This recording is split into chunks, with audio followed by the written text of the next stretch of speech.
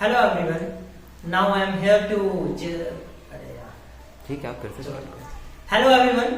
Now I am here with my next video and that is based on Delhi सल्तनत। दोस्तों आज शुरू करेंगे हम लोग दिल्ली सल्तनत का अपना टॉपिक, जो कि आज का बड़े ही इंटरेस्टिंग वे में आपको बताने वाला हूँ। अगर इसके पहले की वीडियोस आपने नहीं देखी है तो आप चैनल पर जाकर के देख सकते हैं, या फिर मैं डिस्क्रिप्शन बॉक्स में लिंक दे दूंगा उसका, तो आप वहां से देख लीजिएगा।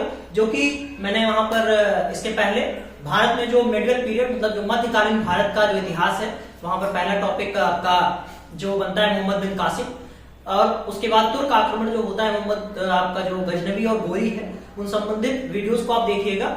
और उसके बाद दोस्तों आप यहाँ पर मैं आपको बता रहा हूँ जिस टॉपिक के बारे में, जो कि है आपका दिल्ली सल्तनत से। दोस्तों बात उस समय की है, मैं आपको बताना चाहूंगा कल की वीडियो में मैंने ये बात आपको बताई थी कि आपने देखा था जब मोहम्मद गोरी दोस्तों भारत से जाने लगता है, तो मैंने आपको कल की वीडियो में ये बात बताई थी कि मोहम्मद गोरी के गुलाम हुआ करते थे, और उन्हीं गुलामों में से दोस्तों एक गुलाम का नाम था कुतुबुद्दीन ऐबक। और उसी कुतुबुद्दीन ऐबक के द्वारा दोस्तों, चूंकि मैं आपको सबसे अभी इंटरेस्टिंग वे में सारी बातें मैं आपको समझाने वाला हूं कि दिल्ली सल्तनत में अलग अलग काल आएंगे, और दिल्ली सल्तनत का एक अपना इंपॉर्टेंस इसलिए क्योंकि यहां से प्रश्न दोस्तों ये ऐसा टॉपिक है जहां से इतिहास में अगर मध्यकालीन भारत से अगर प्रश्न बन रहे हैं तो यहां पर से सबसे ज्यादा प्रश्न अभी तक बने हुए हैं। तो आइए शुरू करते हैं दोस्तों। दिल्ली सल्तनत पे बात करें कि अगर इसके कार्यकाल के बारे में बात करते हैं तो इसका जो समय जो टाइम पीरियड रहता है वो कितना रहता है, तो ये दोस्तों आपका 1206 से 1526 ईस्वी तक रहने वाला है। अब बात मैं आपको बताऊं दोस्तों, ये सबसे इंपॉर्टेंट फैक्ट आपसे पूछा जा सकता है कि कितने वर्षों तक दिल्ली सल्तनत का काल रहता है, तो 320 सालों तक दोस्तों इसका काल रहा है। अब आइए निमोनिक पे बात करते हैं। इसका जो ट्रिक है कि गुलाब खिले तो सुगंध लो। दोस्तों अगर तरीका अच्छा लगे और अगर आपको लगे कि वीडियो अच्छी लग रही हो, इससे बाहर एग्जाम में आपके कुछ भी नहीं आने वाला है, ये मैं बिल्कुल 100% गारंटी ले सकता हूं। और आप एक बार खुद, आप उसमें विश्वास बिल्कुल मत करिए, आप एक बार खुद जज करिए, इसको ऑब्जर्व करिए, एनालिसिस करिए इस वीडियो के ऊपर कि आप किसी भी एग्जामिनेशन के फॉर्मेट को उठा करके देखें कि ये जितना कंटेंट मैंने आपको दिया है वो कहीं ना कहीं अलग अलग परीक्षाओं का निचोड़ ही है, और एक कठिन परिश्रम के बाद, कठिन मेहनत करने के बाद मैं आपके सामने इसको लेकर के आया। तो आइए शुरू करते हैं। सबसे पहले जो निमोनिक मैंने आपको बताया कि गुलाब खिले तो सुगंध लो, या फिर इसके लिए आप एक और निमोनिक मैं आपको देना चाहूंगा। यहां पर थोड़ा सा फनी है लेकिन कोई बात नहीं, आप इसको याद रख सकते हैं। गीता का तसला, गीता का तसला को दोस्तों आप ऐसे याद रखिएगा, गीता का तसला। यहां से आप भी एक निमोनिक याद रख सकते हैं। तो आइए शुरू करते हैं दोस्तों। आपका गुलाब या फिर जी से गीता से बन जाएगा गुलाम वंश। सीधे से प्रश्न बने हुए हैं, मैं आपको भी पहले बताऊंगा, समझिए इस बात को। गुलाम वंश ये इसका रहने वाला है, जो कार्यकाल रहेगा मतलब जो टाइम पीरियड है वो 1206 से 1290 ईस्वी। सीधे से प्रश्न पूछता है कि कितने वर्ष तक, या यहां पर दोस्तों मैं आपको बताऊं, जैसा आप नाम देख रहे हैं 1 2 3 4 और 5 वंश यहां पर आने वाले हैं, और आपसे ये प्रश्न बना हुआ है, आप जाके सर्च करिएगा कि किस वंश का जो समय पीरियड है, टाइम पीरियड है, वो सबसे मतलब कौन से वंश ने गुलाम जो आपका सल्तनत है मतलब सॉरी दिल्ली सल्तनत है, वहां पर किस वंश ने सबसे ज्यादा कार्यकाल तक शासन किया है और किसने सबसे कम तक किया है, ये सीधा प्रश्न बना है। तो आइए शुरू करते हैं। गुलाब से गुलाम हुआ, खिले से खा से दोस्तों मतलब यहां पर आप खलजी वंश या फिर खा से खिलजी वंश कह सकते हैं, जो 1290 से 1320 रहेगा।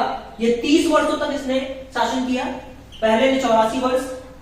तुगलक वंश 1320 से 1414 ईस्वी रहेगा, जो 94 वर्ष 94 ईयर्स तक रहेगा। And the point that is going to be in trending, ये आप ये समय का ट्रेंडिंग पॉइंट है, जो दोस्तों एग्जाम में सबसे ज्यादा पूछा गया है कि कौन सा ऐसा वंश है दिल्ली सल्तनत का जिसने सबसे ज्यादा समय तक जो शासन किया है। याद रखिएगा लॉन्गेस्ट वर्किंग पीरियड दोस्तों, इसका लॉन्गेस्ट वर्किंग पीरियड है, इसने सबसे ज्यादा समय तक, आप खुद देख सकते हैं 1320 से 1414 ईस्वी तक इसने शासन किया है, मतलब सबसे ज्यादा लंबे समय तक शासन करने वाला है।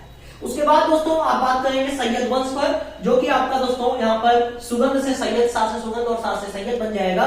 1414 से 1451 ईस्वी, 37 वर्षों तक। This is the shortest time period, ये सबसे कम समय तक शासन करने वाला है सैयद वंश। और लास्ट में आपका दोस्तों लोधी वंश आ जाएगा, जो कि 1451 से 1526 ईस्वी, 75 वर्षों तक शासन करेगा। तो दो प्रश्न आपके सबसे पहले बनते हैं कि कौन सा सबसे लंबे समय तक करता है, तो वो आपका तुगलक वंश है, और सबसे कम आपका सैयद वंश है। ये दोनों प्रश्न अपने परीक्षाओं में बने हुए हैं। अब दोस्तों मैं आपको आगे ले चलता हूं, यहाँ के पहले स्टार्टिंग पॉइंट, जो पहला वंश दोस्तों आपका रहेगा जिसमें हम बात करने वाले हैं, वो है आपका गुलाम वंश, जिसका कार्यकाल यहाँ रहेगा 1206 से 1290 तक। अब दोस्तों मैं आपको बताऊं यहाँ पर, जरा इसको समझिएगा कि गुलाम वंश की शुरुआत दोस्तों, इसे गुलाम वंश क्यों कहा गया और वास्तविकता क्या है, इस बात को समझते हैं। दोस्तों अगर मैं आपको बताना चाहूं कि यहाँ पर एक नाम आप देख पा रहे हैं, यहाँ पर कुतुबुद्दीन ऐबक। ये जो कुतुबुद्दीन ऐबक था दोस्तों, ये कुतुबुद्दीन ऐबक आप जानते हैं कि ये कौन था, ये गुलाम ही था। पहले आपको पता है कि पहले हुआ क्या करता था, पहले इंसानों को खरीदने और बेचने की प्रथाएं चल रही थी। तो उस समय दोस्तों इसी कुतुबुद्दीन ऐबक को दोस्तों खरीदा था किसने, मोहम्मद गोरी ने। मोहम्मद गोरी के द्वारा दोस्तों इसको खरीदा गया था, और ये गुलाम हुआ करता था किसका, मोहम्मद गोरी का। और मोहम्मद गोरी का गुलाम होने की वजह से दोस्तों इसने ये चाहता दोस्तों तो अपना नया वंश शुरू कर सकता था, अपना एक नया वंश, अपने ऐबक वंश को शुरू कर सकता था, क्योंकि इसके नाम में ऐबक आ रहा है। लेकिन चूंकि ये अपने मालिक का जो गोरी था, उसका वास्तविक आप ये कह सकते हैं एक सच्चा एक व्यक्ति था, और इसने अपने मालिक की जो प्रेस्टीज, उसके सम्मान को मानते हुए इसने जिस वंश की शुरुआत की, चूंकि एक गुलाम था, इसीलिए इसने इस वंश को नाम दिया गुलाम वंश। और इसमें जितने भी राजा आएंगे वो किसी ना किसी के गुलाम ही हैं। अभी हम लोग धीरे धीरे डिस्कस करेंगे, और कहीं ना कहीं गुलाम होने की वजह से इसको गुलाम वंश के नाम से जाना गया। तो ये पहला था जिसको गोरी ने जिम्मेदारी दी थी दिल्ली सल्तनत की, मतलब भारत का राज्य सौंप करके वो चला गया था वापस यहां से। और कुतुबुद्दीन ऐबक उसका नाम है। कुतुबुद्दीन ऐबक ये पहला व्यक्ति था जिसने दोस्तों राजधानी का परिवर्तन किया। सबसे पहला पॉइंट, इसमें जितने बिंदु आपको नजर आ रहे हैं वो हर एक एग्जाम में पूछे हुए ही बिंदु हैं। सबसे सीधे आपसे ही पूछेगा, सबसे पहला ऐसा कौन सा आपका गुलाम वंश का शासक हुआ है, ये सुल्तान हुआ है, जिसने अपनी राजधानी का परिवर्तन किया था, तो वो आपका था दोस्तों कुतुबुद्दीन ऐबक। अब बात करें दोस्तों इसने कहां से परिवर्तन किया, ये भी प्रश्न आता है कि दिल्ली को प्रथम बार दिल्ली से राजधानी परिवर्तन करने का जो क्रेडिट जाता है, या किसने इसको किया, तो दिल्ली से लाहौर ट्रांसफर किया था कुतुबुद्दीन ऐबक ने। दूसरा प्रश्न दोस्तों कि भारत की जो प्रथम मस्जिद है वो कौन सी, इस पर स्टार लगाइए कि भारत की प्रथम मस्जिद दोस्तों कौन सी है, तो मैं आपको बताऊंगा कुव्वत उल इस्लाम मस्जिद, जो कि कहां है दोस्तों, दिल्ली में है। यह पहला प्रश्न। अब उस कुव्वत उल इस्लाम मस्जिद को, मतलब जो भारत की पहली मस्जिद थी, उसको बनाने का जो निर्माण करता है उसे किसे कहा जाता है, तो वो आपका था कुतुबुद्दीन ऐबक। दूसरा प्रश्न। तीसरे प्रश्न की अगर बात करें दोस्तों कि 2.5 दिन का झोपड़ा, 2.5 दिन का झोपड़ा कहां है, अजमेर में है। तीसरा प्रश्न, ये आपका तीसरा प्रश्न था। अब चौथा प्रश्न कि 2.5 दिन के झोपड़े का निर्माण किसने करवाया, कुतुबुद्दीन ऐबक ने करवाया। पांचवें प्रश्न पे आते हैं दोस्तों। आपका नेक्स्ट पॉइंट बनता है कि कुतुब मीनार का कार्य प्रारंभ किसने करवाया। दोस्तों आपको बताऊं, कुतुब मीनार के कार्य को लेकर के यहाँ पर अलग अलग लोगों का योगदान इसमें है। कुतुब मीनार को बनवाने का काम शुरू करने वाला जो व्यक्ति था वो कुतुबुद्दीन ऐबक था। इसको बनवा कर पूरा तैयार कौन करेगा, इसके बाद में जो व्यक्ति आने वाला है इल्तुतमिश, वो उसको बनवा करके पूरा करेगा। उसके बाद मैं आपको बता दूं कि उसके ऊपर की इमारत भी गिर गई थी, उसमें अभी आपका फिरोज शाह तुगलक और अलग अलग लोगों का योगदान उसमें रहने वाला है, उसमें बाद में बात करेंगे। लेकिन यहां पर समझिए कि कुतुब मीनार का जो कार्य, कुतुब मीनार का जो निर्माण करता है वो किसे माना जाता है, तो वो आपका कुतुबुद्दीन ऐबक को, शुरुआत जिसने की थी वो आपका कुतुबुद्दीन ऐबक था। ये तीसरा, नेक्स्ट प्रश्न आपका था।